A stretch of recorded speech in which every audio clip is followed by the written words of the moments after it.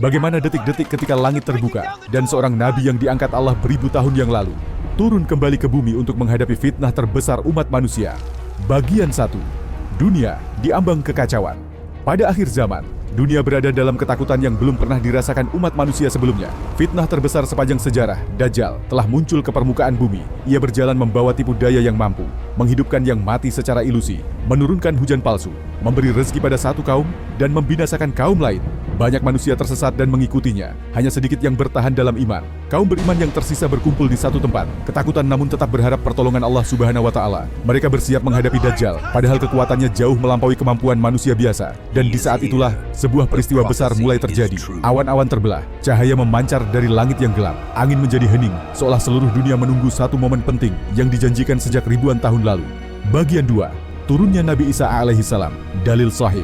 Di antara cahaya itu tampak sosok seorang laki-laki turun perlahan. Rambutnya basah seperti tetesan air, pakaiannya berwarna kekuningan, wajahnya bercahaya dengan ketenangan yang luar biasa. Dialah Nabi Isa alaihissalam putra Maryam. Rasulullah SAW bersabda dalam hadis Muslim nomor 2937, Isa bin Maryam akan turun di Menara Putih di sebelah timur Damaskus. Rambutnya basah seolah meneteskan air. Ia mengenakan dua pakaian berwarna kekuningan. Saat Nabi Isa alaihissalam turun, kaum beriman merasakan kekuatan dan ketenangan memasuki hati mereka. Mereka tahu pertolongan Allah akhirnya datang. Isa alaihissalam tidak turun sebagai nabi baru, tetapi sebagai pengikut syariat Nabi Muhammad SAW untuk menyelesaikan misi besar akhir zaman. Apa misinya? Membunuh Dajjal, menghapus salib, membunuh babi, menghapus jizyah, menegakkan syariat Islam secara penuh, menciptakan masa damai di bumi. Riwayat-riwayat sahih menjelaskan bahwa Isa AS akan memimpin kaum muslim menuju kemenangan besar. Namun puncaknya adalah konfrontasi dengan Dajjal.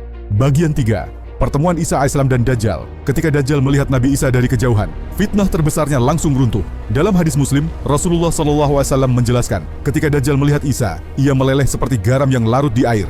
Dajjal berusaha melarikan diri, namun Isa alaihissalam mengejarnya sampai ke sebuah gerbang di wilayah Palestina, tempat yang disebut Lud. Di sanalah akhir dari fitnah terbesar itu terjadi. Isa alaihissalam membunuh Dajjal dengan satu tebasan tombak, sebagaimana disebut dalam banyak riwayat sahih. Gemuruh bumi mereda, langit terasa lebih ringan. Umat manusia memasuki era baru, era kedamaian. Di masa Isa alaihissalam, hewan buas tidak lagi menyerang manusia, tanah menjadi subur, hujan turun dengan berkah, dan umat manusia merasakan keamanan yang belum pernah terjadi sebelumnya. Rasulullah SAW bersabda, pada masa Isa bin Maryam, keamanan akan menyebar di muka bumi. HR Muslim and Ahmad. Setelah ribuan tahun, bumi akhirnya kembali damai. Penutup, CTA halus and elegan. Kisah ini bukan sekadar cerita. Ini adalah janji Allah dan sabda Rasulnya tentang apa yang akan datang di akhir zaman. Jika kisah ini membuatmu merenung atau menambah kekagumanmu pada ketetapan Allah, kamu boleh membagikannya kepada yang lain atau meninggalkan komentar agar kita bisa belajar bersama. Dan jika kamu ingin mengikuti kisah-kisah besar berikutnya, jangan lupa subscribe akun ini ya. Sampai jumpa di cerita berikutnya.